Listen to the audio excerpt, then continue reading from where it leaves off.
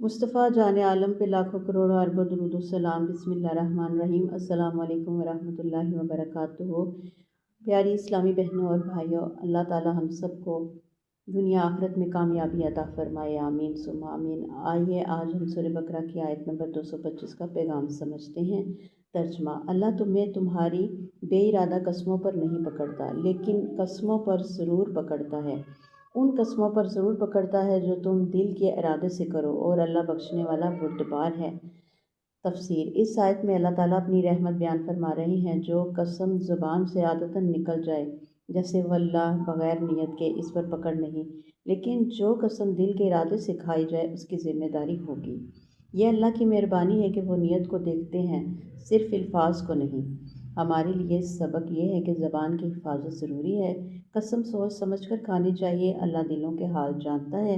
यह आयत हमें सिखाती है कि इस्लाम नियत को बहुत अहमियत देता है।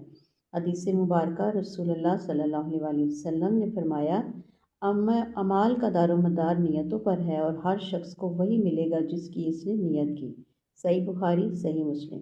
यह हदीस इस आयत की बेहतरीन वजाहत है कि असल एतबार दिल के इरादे का है। दुआ है रब्बे ज़ुल जलाल से, या अल्लाह हमारी नियतों को खालिस फरमा, हमारी ज़बानों को सच्चाई और एहतियात की आदत दे, और हमें अपनी रहमत से माफ़ फरमा दे। आमीन या रब्बुल आलमीन।